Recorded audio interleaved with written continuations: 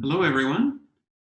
Hi, and welcome to the inaugural ANU Virtual Open Week. My name is Professor Nick Birbilis, and I'm the Deputy Dean of the ANU College of Engineering and Computer Science. And I have the great pleasure of being your host or moderator for today's panel discussion on the future of tech, what's next, with a star-studded lineup from the college. Before we get going, as the participants are coming in, I'd like to start by an acknowledgement of country and acknowledging the traditional owners on the land on which we meet today, which includes many lands covering our virtual places of presence at the moment. And I'd also like to pay my respects to the traditional elders past and present. A little bit of housekeeping before we get started. This webinar will be recorded, which means it will be available for those after today's session. Upon entry, your microphone has automatically been muted. And because we're running this like a seminar style that includes a Q&A menu, it means the chat function has been disabled, but I'll be selecting questions from the audience as we get into this session. To submit a question, just click on the Q&A button at the bottom of the screen, and then you type it in. If you like, questions can be sent in anonymously or non-anonymously, up to you. But thank you very much for joining us today. It's going to be a good session. It's not the way we would have liked to have done open day, but in a way it's a little bit more cozy. It's snowing in Canberra and snowing on campus at the moment. So hopefully you're somewhere a little bit warmer. I'm now going to introduce our wonderful panel. We have Professor Elanor Huntington, the Dean of the College of Engineering and Computer Science. Elanor is not only an established leader, but an established senior academic with board appointments to Innovation Science Australia, Significant Capital Ventures, Questacon, and other government scientific advisory roles. In 2017, she was named an Honorary Fellow of Engineers Australia and led the extended group of 8 engineering deans as their first female chair up until 2019. Elanor has recently been selected to provide expert advice to the newly established Global Partnerships on Artificial Intelligence, which is a hot topic that I suspect some of you will be talking about today. In 2017, she delivered the TEDx Sydney talk on why we need engineers now more than ever. And then later on in 2019, she co-founded the Engineering for Australia Task Force to provide expert advice in addressing barriers to women's participation in university engineering programs. As Dean, Elanor does a lot more than contemplate the difference between distinctions and high distinctions. Her innovative thinking has recast engineering and computer science at the ANU with an unprecedented investment to reimagine the way in which we do things. Prior to joining the ANU, Elanor was head of engineering and IT at the University of New South Wales, and during this time she helped bring about significant transformation within the school, including up UNSW Space and the Australian Centre for Cybersecurity. In addition, today we have Professor Amanda Barnard. Amanda is a senior professor of computational science in our Research School of Computer Science. And I know that many of you probably already know Amanda, and she needs no introduction, but she's one of Australia's most highly awarded computational scientists. She currently leads research at the interface of computational modelling, high-performance supercomputing, applied machine learning, and artificial intelligence. She was awarded her Bachelor of Science in Applied Physics in 2000 and her PhD in Theoretical Condensed Matter in 2003 from RMIT. After graduating, she was a distinguished postdoctoral fellow at the Centre for Nanoscale Materials at Argonne National Lab in the USA, and she's held senior research positions at the University of Oxford with an extraordinary research fellowship at Queen's College. Prior to joining ANU, Amanda was an ARC QE2 fellow and an Office of the Chief Executive Science Leader, then the Chief Research Scientist at Data 61 at the CSIRO between 2009 and 2020. We're so glad to have Amanda at the ANU, so someone with real-world experience. Now, speaking of real-world experience, our next panel member is Professor Graham Williams. Graham recently joined the ANU to be the Chief Scientist of our Software Innovation Institute. Professor Williams has had over 3 decades of experience as a researcher, an educator and practitioner in deploying artificial intelligence in industry. Graham is a computer scientist with a PhD in machine learning. He's the author of several books, really good reads over the winter if you haven't read them before, including textbooks covering data science and machine learning, as well as many open source software tools supporting the democratization of AI solutions in industry. Before returning to Australia to join the ANU, Graham was the Director of Data Science, Cloud and AI with Microsoft. So I think he's seen it all. In that role, he built and led a team of researchers developing new AI technology, working closely with the largest enterprises deploying the tech into production and delivering the next generation of AI technology services for Microsoft. Prior to Microsoft, Graham was the lead data scientist at the Australian Tax Office, which he's probably got a few good stories to tell about that, where he established the ATO's data analytics capabilities, and for that received an Australia Day Award for his services to the community of Australia. Graham is also the creator of the popular open source tool called Rattle for data analysis, and he has a keen focus on developing technology for good, building on foundations of open source software engineering practices, mentoring developers, and also researchers across many enterprises. So a great panel to have with us here on this Saturday afternoon. As I said, it's a shame that we can't be in the same physical space, but this is just as good. The way we're going to run this is I'm going to ask a few open-ended questions to our panel members, and you'll be able to hear from them and get their insights. And then, of course, we're going to be answering the questions that come from you, the audience. All right, so I'm going to kick it off with a question. We're currently living in unprecedented times. Here's a big one for our panel to kick things off. What do you think are the main trends that have emerged since the COVID-19 pandemic started? And in particular, what role has tech played in those trends? I'm happy to pass it to someone, or if you want to jump in. I'll start. Thank you very much, Nick. So during the last few months, I've been reaching out to a lot of my collaborators, as I always do as an active researcher and scientist, and I'm finding their behaviour has changed a lot. In the past, they spent a lot of time in the lab, and they would follow through an experiment from beginning to end. But not having access to the laboratories has meant they've had to rethink what they're doing, and they're reflecting on a lot of the information and data they've got, mining that for new discoveries. But what that's meant is they suddenly discovered they don't have the appropriate skills to be able to do that well. And so they are collaborating in a way that I've never seen before. They are much more generous in sharing of their data and much more trusting of people with technology skills, and they realise that without those skills, they're not going to be able to progress to the next level. So I've definitely seen a shift in the way we collaborate, but also the generosity with which my collaborators are working. And that's across many different scientific domains. And I think that they're learning the value of that kind of collaboration and the value that technology can bring to their science. And I think this is definitely going to continue in the future. That's a really good place to start, I think, Amanda, and thanks for sharing that. I also, collaboration also came to my mind as well as kind of one of the main things that is emerging at this time, and it's tied up with the hope, and you know, it's that hope that, gee, there's an opportunity here for a real inflection point to really change and really reflect on the way we're doing things, and going forward to take care of the world that we live in, and really reinforcing the need to take care of the world around us. And I think we are at the forefront of where we can take that technology, the technologies that we all work in across engineering and computer science, and particularly our innovation institutes and our research schools, where we're developing new ways of looking at how we relate the technology that we're building with the society around us. And so I see that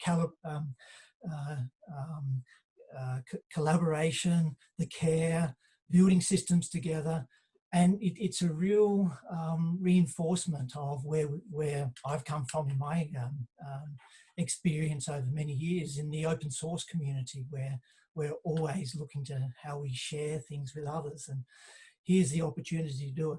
I think we've got some real challenges ahead of us, and we might talk or delve into some of that as we proceed. But challenges around privacy and data sharing and the common good. But yeah, that's where I see it as well. And I guess if I was to bounce off that a little bit further, I guess one of the most interesting things is to reflect on the difference between data and information that's moving around and physical things, including us. There was a lot of concern when the pandemic first broke out around things to do with supply chains and our ability to make things. And one of the things that Australia discovered in particular was that actually, when we really put our minds to it, we can make things. But the thing that we have discovered is that in fact the raw materials that go into the stuff that we make come from all around the world, and you've got to pay attention to that. And we're so used to living in a world where people and objects and things can move around almost as easily as data and information can, that we've actually had to go back and remember the way that stuff used to move around 10 or 15 or even 20 years ago.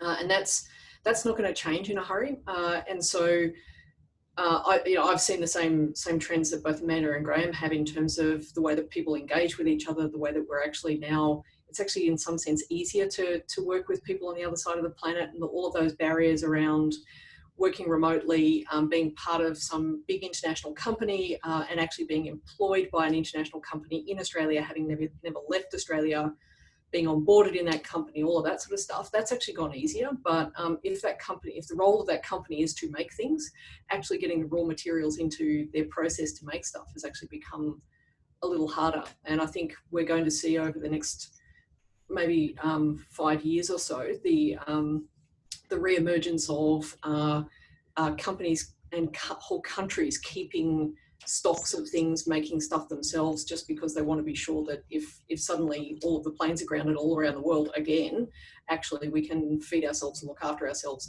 and have a safe world. So there's a little bit of a back to the future there as well, interestingly. Look, they're all really, really good points, and I think we've all seen that. So, I mean, picking up what you were saying is this sort of notion that I think has been in the media a bit lately, in terms of, Harvard Business Review and so forth, and it's collaborate to scale. So we don't necessarily have to grow, but we have to collaborate to scale and do things more effectively, which is great. All right. Thank you all for participating in that question. I have a few more humdingers, which are really important, but I guess here I'm asking you to take a punt, so there's no right or wrong answer, but I'd like to know your views on what you think innovation will look like in the post-COVID world. So what I mean about that is where are we likely to see some big booms?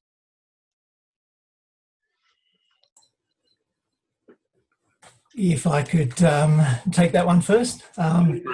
I think we will see, as a data scientist, so, I'm calling myself a data scientist these days, and probably always been a kind of a data scientist and driven by data, and the analysis of that data is what we do with artificial intelligence and machine learning technologies.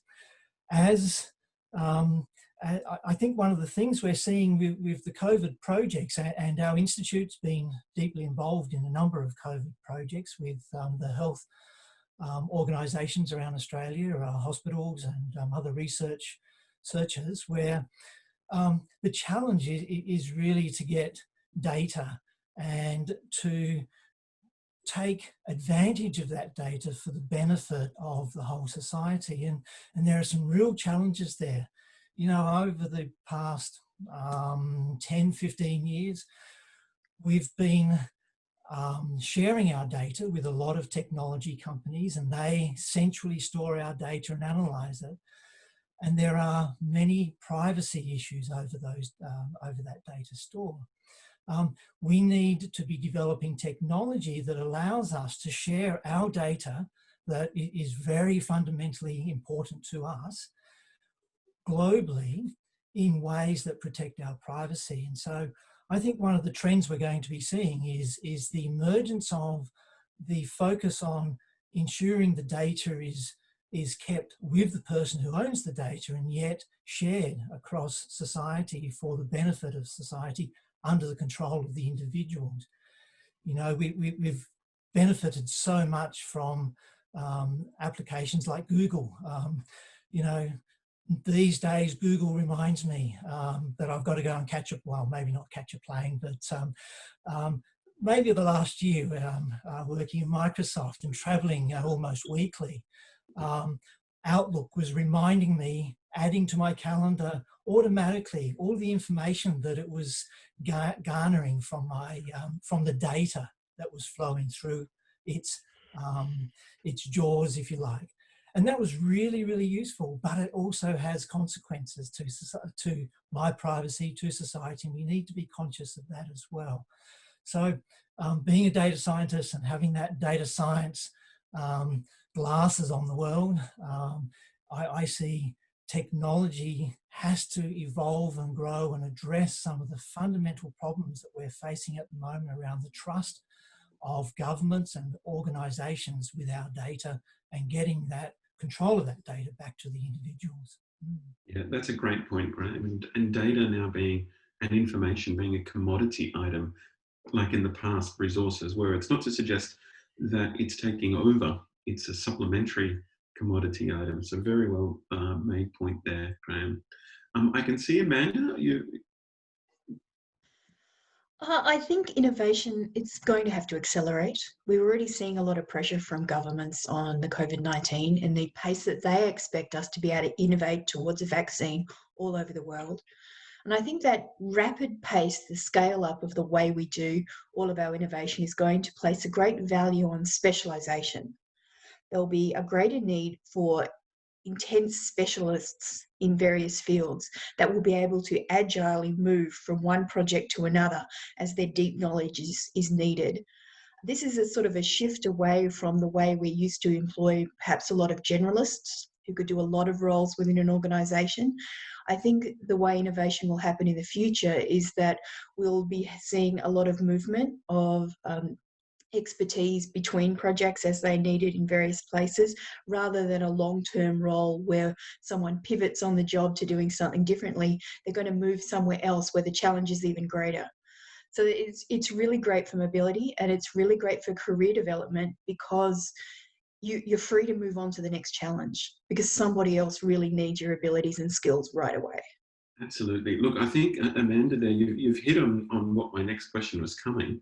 And so I don't mean to cut you off, Elanor, on that one, but I'm going to jump to the next question, where based on our reflection on the pandemic, but even pandemic aside, peeking into our future, what is the future of jobs for engineers and computer scientists going to look like? And I think, Amanda, you've already hit that on the head first by talking about agility, talking about multiple jobs in one career as opposed to a long-term career. And of course, these things should not be feared because they actually lead to increased training and job satisfaction through a career. But you've already done your bit to answer that. So I'll throw this open to the panel, because I know that this is a question that prospective students and certainly their parents love to ask if they're with us in the flesh on an open day. So what does the future of jobs look like in the crystal balls for engineering and computer science? So I might kick off and then pass to Graham, because Graham has lots of really strong recent experience outside of universities. And I'll talk in the broad. And I guess to pick up on Amanda's point, one of the things that has been tremendous about the last 6 months has been the rise of the idea of expertise again, and the idea of an expert. And I guess one of the things that a lot of places are talking about is this idea that they want people, T-shaped people, and people who have T-shaped expertise. So in other words, imagine a capital T where there's lots of deep expertise as well as some breadth. And the reason for some breadth is because, as Amanda said, you've got to be able to pivot to lots of different projects. And so you've got to be able to talk with people who have a different type of deep expertise so that you can come together and collaborate and get something done effectively and to a high quality. So the idea that with the greatest possible respect you could only ever be a gearbox designer these days. You can't do that. You've got to understand how a whole car works and how the car works inside of an integrated transportation system in order to be able to move between different types of projects. And I think that will continue. That's never going to go away. And so understanding how your deep expertise fits within a broader context is always going to be important. And that's one of the things that engineers and computing experts in particular, that's one of the things that differentiates us from folks who might take on other education programs. And it's one of the things that particularly in our university we focus on a lot when we're working with our students. And I think we're going to see the rise of the expert is going to continue. We've seen the whole Australian economy is kind of in a little bit of it's in a state of uncertainty at the moment. But if you look at all of the discussion that's going on amongst the people who care about Australia and Australia's economy, the thing that they are most worried about is that we have been largely a services economy for a very long time. We haven't been doing a lot of deep tech stuff. We haven't been doing a lot of manufacturing. And that means that when suddenly everyone has to be in place and they can't deliver quite the same sorts of services as they used to, the whole economy is in a bit of trouble. So that means that people with our kinds of expertise who can pick that up and move it around are going to be in hot demand for at least the next 5 to 10 years. That means, really for folks doing this sort of stuff, it's choose your own adventure. It really is right at the moment, which is just awesome. Yeah, it really is. And I'm not going to drag you into the weeds, but you've been involved in a lot of studies, Elanor, that have really spoken about what the future of engineering jobs look like. And there's a lot of links and things that we can share to participants afterwards. But I think there's probably no doubt in saying that there's a higher demand for engineers and computer scientists now than those that are produced by the whole country, let alone ANU. And that does not look like changing in the near term. And in fact, COVID has really ramped up that need. So they're really good points. Graham, did you want to add to that? Yeah, I'd love to. I mean, it's one of the joys of being in this field is that we have that depth of knowledge around how to program with data, develop systems, new technology, understand the end-to-end systems concepts of the systems that we're building and delivering. And looking back in my career, it's been so much fun being able to move with that technology from one domain to another.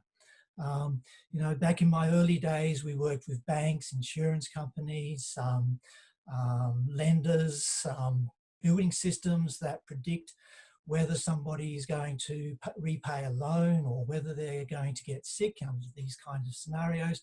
Working in health, working with government across multiple government departments, and then more recently with Microsoft, working with some of the largest enterprises in the world, from chip manufacturers to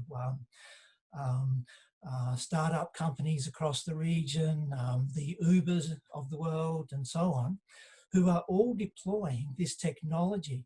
And there's such a demand for people with this skill and the ability to be able to take data, program with that data, develop an understanding, build models of the world, which we call artificial intelligence. So we're building models of the world that we can then reason about what's happening in the world and really have impact on the activity of those organisations, improve those businesses, improve the delivery of outcomes to patients in hospitals and so on. So it's been a wonderful experience over so many years in this space of engineering, technology, computer science, delivering real outcomes that have serious impacts in the world. And there's so much opportunity still in the future.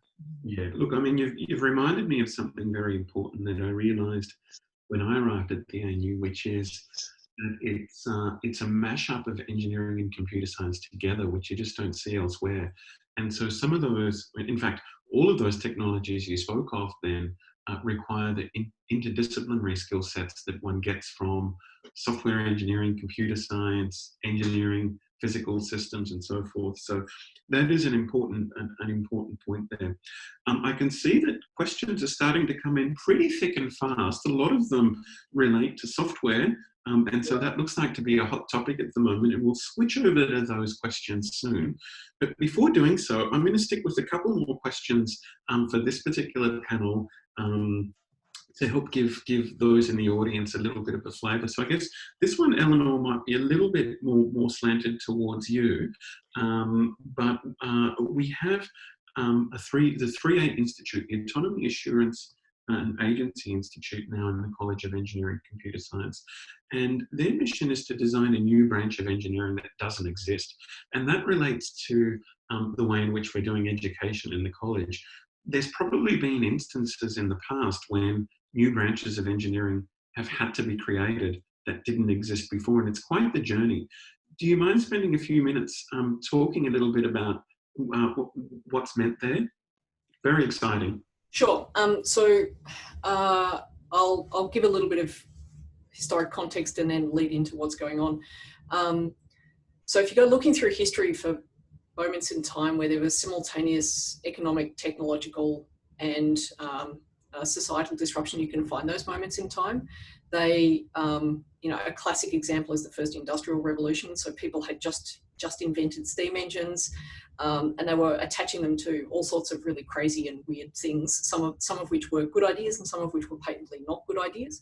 And they were largely being made by the moral equivalent of people in their garage, just making stuff and attaching them to things. And they were obviously a great idea. They did amazing things, and people were able to take advantage of that and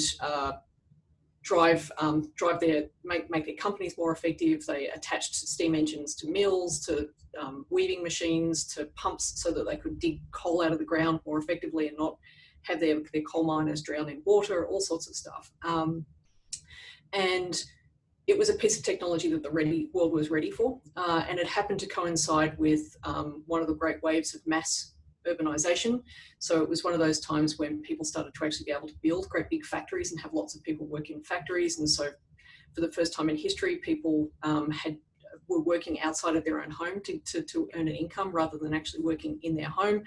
And of course, it happened to coincide with things like the French Revolution and the decay of monarchies and things like that. And it was a period of great turbulence. And in fact, mechanical engineering was born out of that period of time. That's not to say that engineering saves the world, of course we do, but it was coincident in time, and it was about taming a piece of technology as it was embedded in society and the economy. So the École Polytechnique in France was invented by post-revolutionary French government to create mechanical engineering and to bring mechanical engineering to a nation that needed repair and coming back together.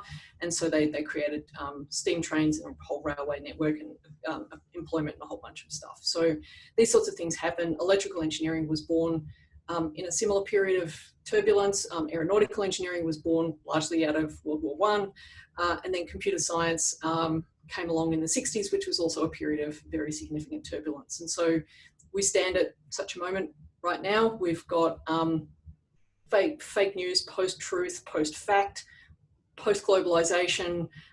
We've had all sorts of examples of foreign interference in elections where people didn't need to even get into a country in order to make that happen. There's a whole bunch of stuff going on.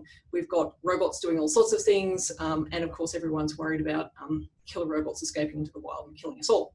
So that means that we need a new engineering discipline, and that new engineering discipline is the one that will take artificial intelligence safely to scale. That means that you don't just make it and stick it onto something and hope that it'll all be okay. You actually need to think carefully about what that means. So that's what the Autonomy, Agency and Assurance Institute is doing. They haven't figured out a name for that new engineering discipline yet, so it's just called the New Discipline of Engineering. And they're doing some experiments at the moment to see some educational experiments to try different ways of educating, as well as to figure out what would actually constitute the body of knowledge that would then become the deep expertise necessary to do that. And so it's a really interesting collection of people who are computer scientists, engineers, systems engineers. There are some anthropologists, there are some psychologists, there's all sorts of really interesting stuff going on in there. And as an example, very much like the Software Institute that Graham is from, where we're experimenting with different ways of educating and creating new knowledge at the same time.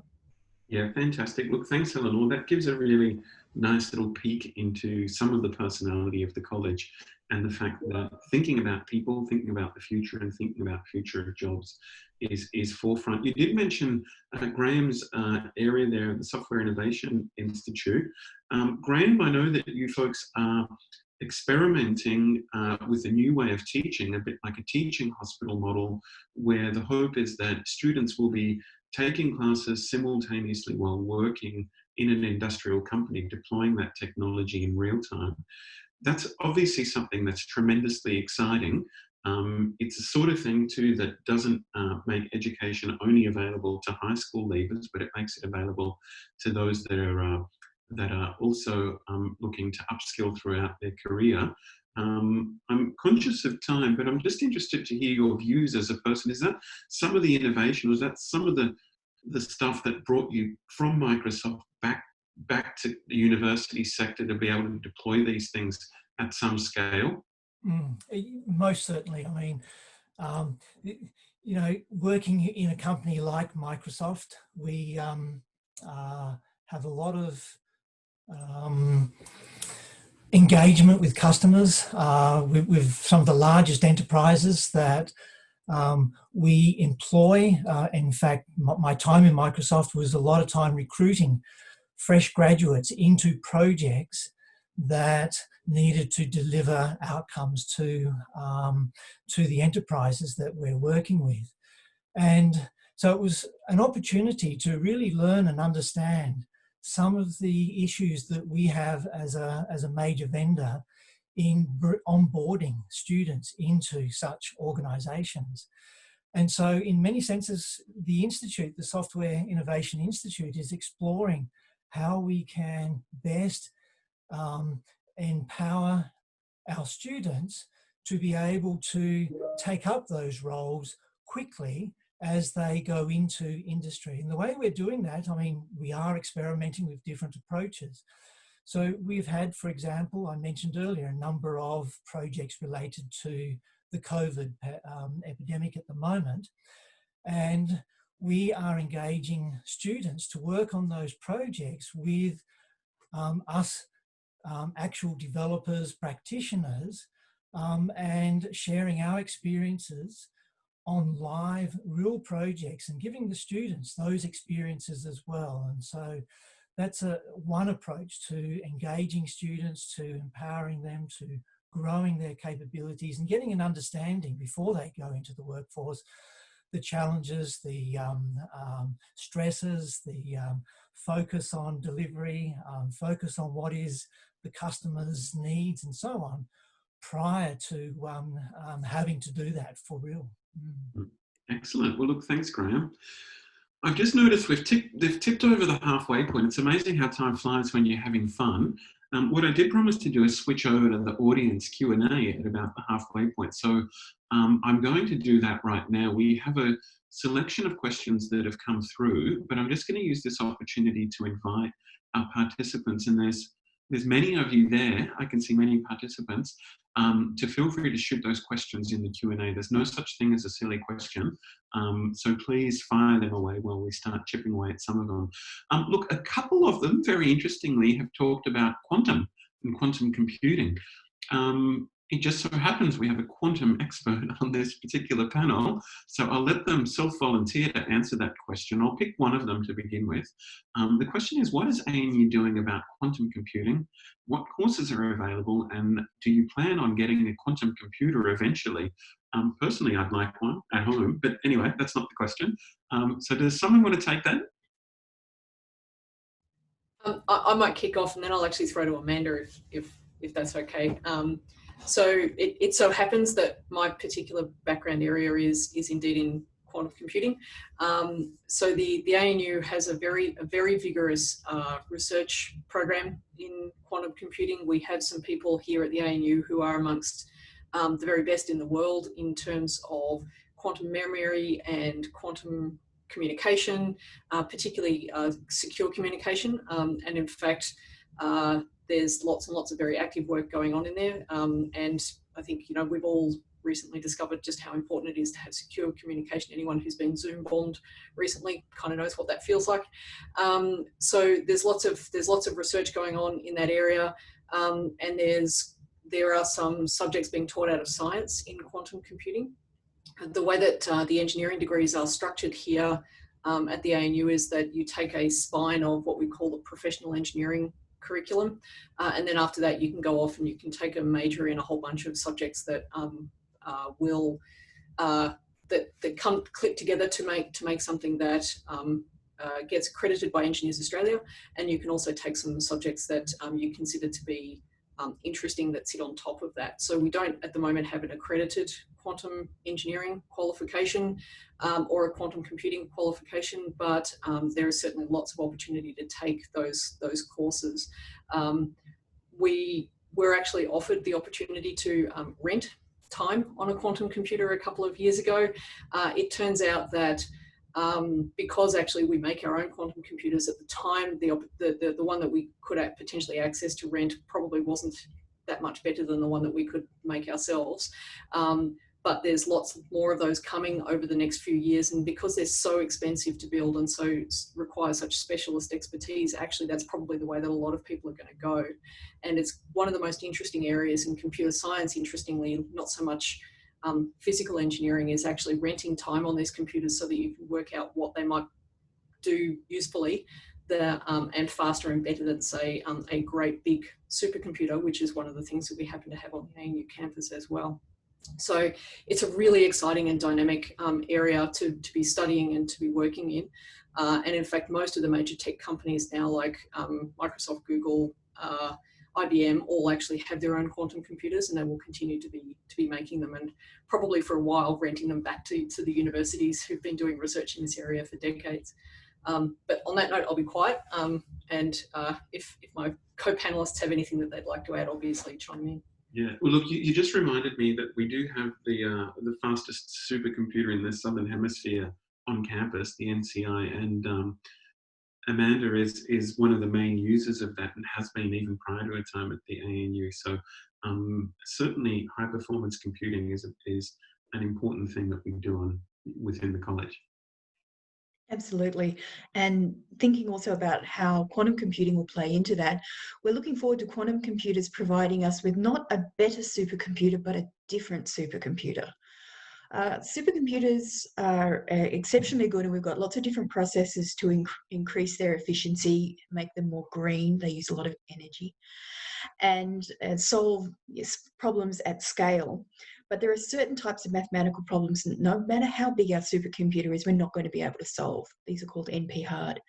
And we're really looking forward to quantum computers being able to address these mathematical challenges that we simply cannot do any other way. From the point of view of people that are researching the infrastructure, but also the software that manages supercomputers, this is also a challenge with quantum computing, because all of the different algorithms that we're developing now to work on supercomputers using central processing units, graphical processing units, tensor processing units, all of the different processors, none of them are going to work on a quantum processing unit. And so we're going to have to rethink the algorithms, because the results from a quantum computer are probabilistic, and we're going to have to learn to handle uncertainty in ways that we haven't done before in supercomputing. It's actually going to be a really exciting time in the future, integrating high performance computing with quantum computing. Yeah, look, I agree entirely. So thanks to our panelists for a detailed response there on a very niche topic, but an exciting topic.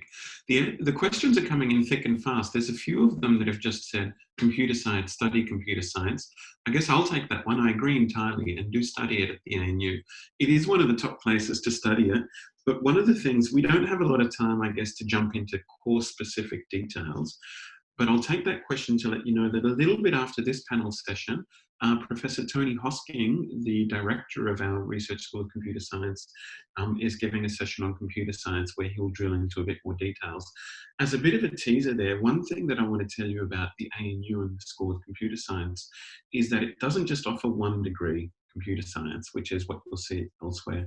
There is a Bachelor of IT, there's software engineering, there's advanced data analytics, there's advanced computing. So there's a number of offerings that align with specific interests. Some of them are heavily aligned to AI, machine learning, data analytics, machine learning and computer vision. Whereas others focus a little bit more on software and so forth. So with that, I'm going to take one of the questions which is somewhat related. I think maybe Graham, you might be best placed having just come from industry because they mention industry. The question is, are IT and CS industry developing at the same pace? And is transition possible between the two, or are they both interconnected? Yeah, I would say they're very interconnected, and in fact, you see people coming out of a degree with a very grounded understanding, a broad understanding across the discipline, are probably the best going into industry. That, you know, these are the people that we're looking for. Some may choose not to go down the depth of the computer science side of the world, but support that through an IT kind of career. Others delve much more deeply into developing, hands-on developing the systems that are being implemented and deployed in the organisations. I'll extend my answer a little bit more to also cover one of the other questions in Q&A, if I can be a little cheeky and jump ahead to that question as well. Please, Graham. Just to also observe something that was very stark in the trends in industry over the last year or so. And that was that most enterprises that we were working with were looking to ensure that all of their IT and computer science, software engineer staff were very well versed also in data science, AI, and machine learning as very core technologies. And so we were working with many organizations that were in that journey of working out how to drive reskill, upskill, incorporate understanding of this emerging technology. You know, we are in probably the fourth AI golden age, if you like. Maybe it's the third, the fourth, but where we're doing some fantastic development. We're seeing fantastic development in AI, computer vision systems, language understanding systems. We don't really understand yet what they're doing, but we're throwing massive compute at massive amounts of data to develop really interesting solutions, very complex, but we don't really understand yet, and we don't have the well-developed AI there. So I see a lot of enterprises trying to develop their capabilities around AI to bring in more of the explainability. What is it that we're developing here? We're just not blindly developing new tools and technology without understanding what's actually happening there. So I see, you know, there is a transition, IT, computer science, AI, machine learning, but it's a melting pot of technology that industry is really looking for people to be familiar with across that broad spectrum. Yeah. Thanks so much there, Graham. The questions are coming thick and fast. I think you covered a couple of them there, which is really, really fantastic. There is a couple of questions there that I think any of us can take that are not necessarily overly specific. I'm just going to quickly jump through here and try and knock as many of them as the head on the head. Okay, so this is an interesting one. I'll just drift from computers for a second. What is the ANU doing in terms of research and development in advanced nanotechnology or advancing nanotechnology? I'll take that. 20 years in nanotechnology. I'm looking at you, but I'll manage that one. Nanotechnology happens all across ANU through a number of the different research schools in chemistry, in physics, and in engineering here in CECS as well, but also in computer science. A lot of the work that my group does is trying to overcome some of the challenges in applying machine learning and artificial intelligence to nanotechnology. Because nanotechnology is so multidisciplinary, it's one of the most challenging areas to apply machine learning to. It has all of the finite size of chemistry, all of the complexity and details of difficulties of material, all the quantum properties from physics, all mixed in together. Makes it really, really fun to work in, but challenging. So I think I'd say that there's people at ANU in different schools that are creating new nanotechnologies, characterizing and applying them for new technologies for the future in applications, and studying their properties and being able to predict their future as we are. Past, present, and future, we do it all. Absolutely. So look, Amanda, I'll build on that a little bit as an engineer. Nanotechnology does exist largely across everything we do in the physical space. So one thing that we've done, which is new that I'd like to tout, is we have a new engineering major that we're launching next year in environmental engineering. And if you think about what that does in terms of energy, filtration, minerals, it's working up from the nanoscale and deploying nanotechnology without specifically calling that. It's the same in our computational science. It's the same in our view of what the future of structural materials will look like and so forth. So thank you for that answer there. One of the other questions that we had is a little bit of a pragmatic one, which is a reminder for me to let you all know that you can reach out to our student services team. Doesn't have to be through Virtual Open Week, but it can be. And it was about, what if my background hasn't covered the most advanced mathematics and physics? Will I be okay? The pragmatic answer to that is the naming of units or courses that you do coming into the ANU is different state by state. So I'll try and give a baseline, which is if you've done the equivalent of maths methods, then, or its equivalent, of course, then you meet the requirement for entry into the college. And for more detail, please jump over and chat to our student services folks. It's also a good reminder for me to tell you all that you can, even though early offers have gone out to some students, you can still apply for entry into the ANU next year. There is a round in December. And of course, the ATARs have been slightly abridged based on or adjusted, I should say, based on the COVID scenario, where there's been a decrease in the ATAR required for advanced R&D type degrees, down by a point, and a decrease in our engineering degree and our advanced computing degrees down by 5 points as well. So there's never been a better time to get involved into doing something that you love. All right, I'm going to keep going. We've got some time and we've got some really, really great questions coming in here. In terms of cybersecurity, is that something that is covered, Elanor? Just really briefly, yes, it is. So we have some of the, we take our approach in cybersecurity is to educate people around the theoretical aspects that sit underneath it, as well as some of the practical aspects. So we do some stuff where it actually turns out that you can do some mathematics to formally verify whether or not particular pieces of software and algorithms and entire software stacks are secure or not. That's the science of cybersecurity. So we do a bunch of that stuff in the Bachelor of Advanced Computing and the Masters of Computing as well. And there are a series of courses that go into that. It's part of a wider suite of courses around the science of computing as opposed to the practicalities of computing.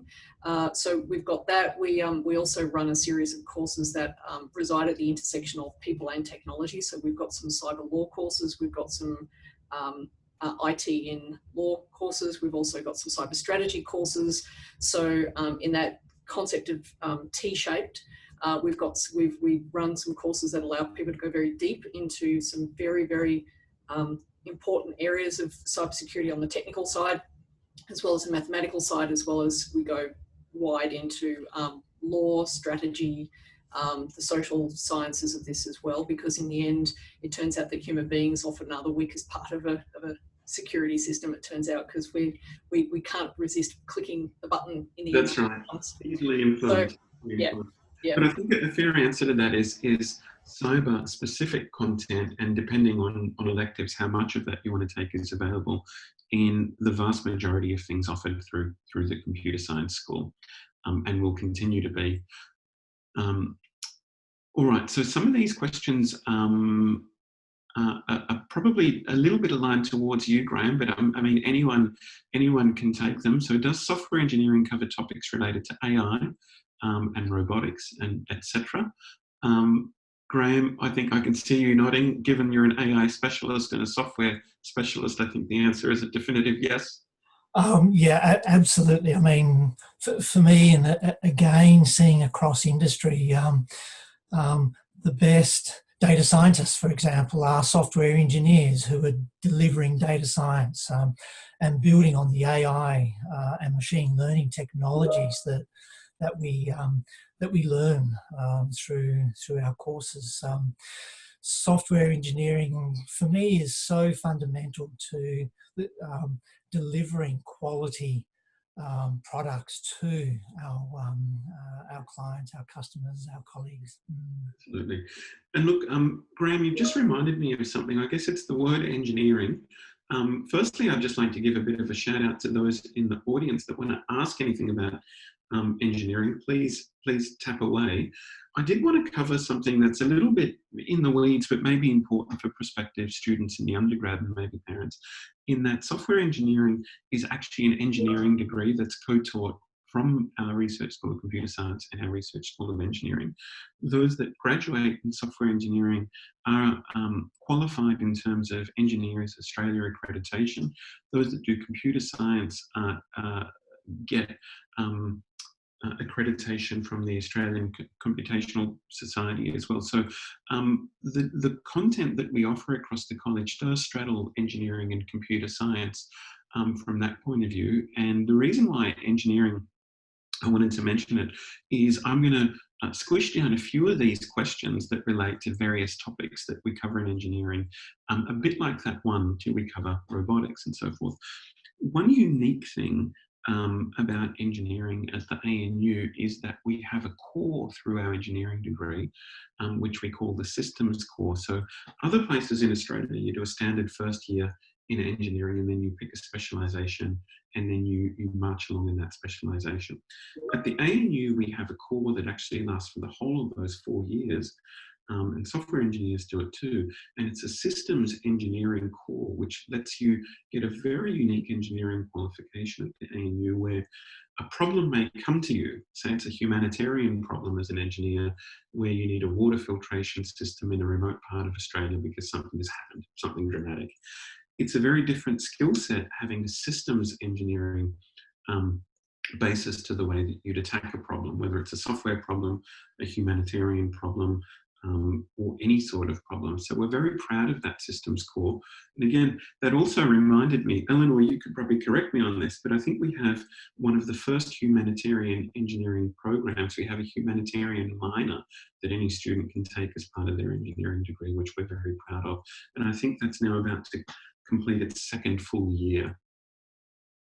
Yeah, I think I think in the end it was a dead heat between the ANU and the University of Sydney to get the first humanitarian engineering curriculum up, but in the end we collaborated across the two universities, and so in fact that's okay. We're happy to have a dead heat between those two universities. Absolutely, yeah, that's absolutely critical. And of course, some of the specialties for those that missed the presentation just ahead of before this one from Professor Chris Gallett from engineering, and Katya Bazaka, is that we are very proud of our specialties in robotics, mechatronics and electrical engineering too. So we'd be happy if you reached out or follow us through this virtual open week to the extent possible if you've got questions on those particular aspects. All right, there's still a little bit of time.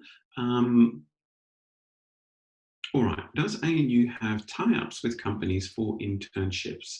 Open-ended question for a number of you, but I'm thinking things like Tech Launcher, so I don't know if anyone wants to take that one. Yes, I can Thanks, Graham. And I That's, can add to it as well. so certainly the answer is yes. We do have tie-ups with various companies. In the Software Innovation Institute, we are specifically working with a number of companies where students get involved in the projects.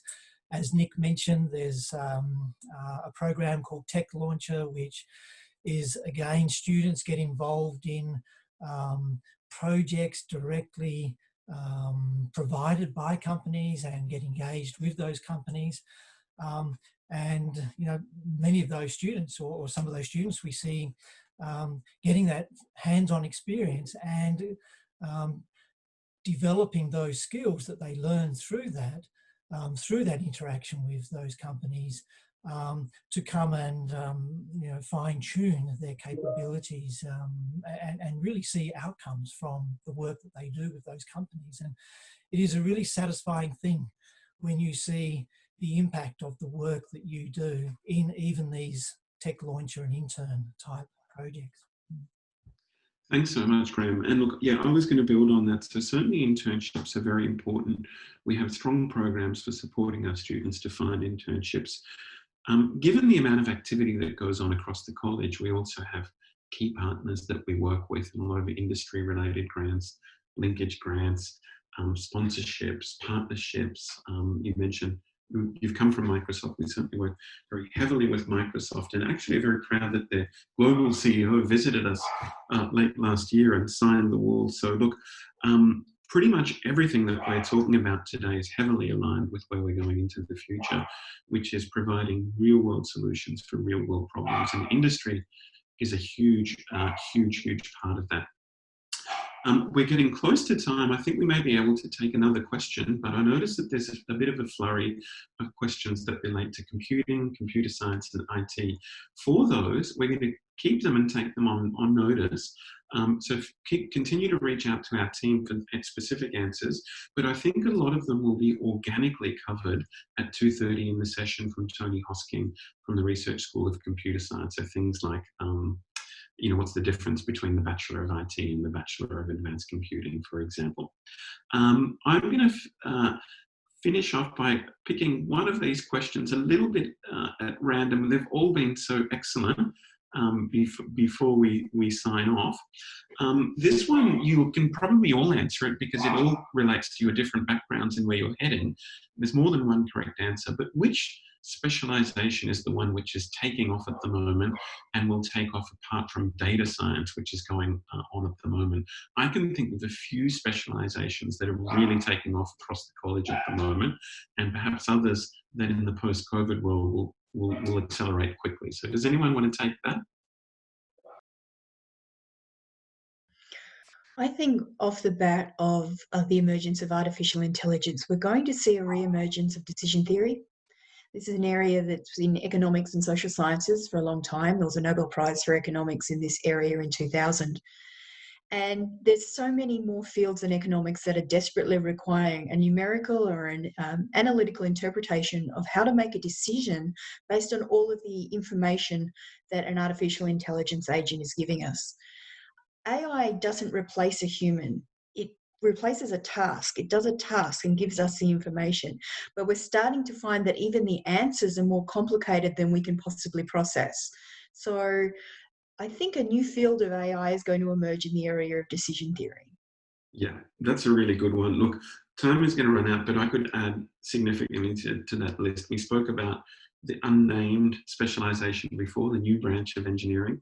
Certainly we've seen a huge uptake recently in our areas related to machine learning and computer vision. So we have a master's in that area, which is very, very popular. And of course, computer vision is at the core of things like autonomous systems, driverless cars, defect control, defect detection, a whole range of different things.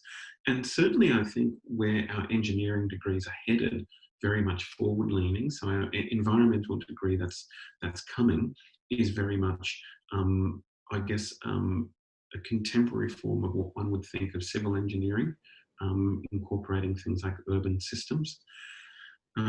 We're about to launch a new degree in aerospace soon, or a new major in aerospace soon. We have some great specialists in that area regarding mission control, so things like missions to Mars, how that overlaps with things like space medicine, of course, things like space situational awareness and space junk, and taking control of the sovereignty of space. And there's just so much excitement happening that there's no single way to answer that question, I think, in the amount of time we have allotted. We have hit time, and I knew it would go far too quickly. Before we part ways, I want to thank everyone that signed on for this. Thank you for joining us today, and a huge thank you to our participants on the panel. Graham, Elanor, Amanda, you've been fantastic. And I wish all of you a wonderful virtual open week. This is just the beginning, and I hope to interact with many of you throughout the coming week. So thanks very much, everyone.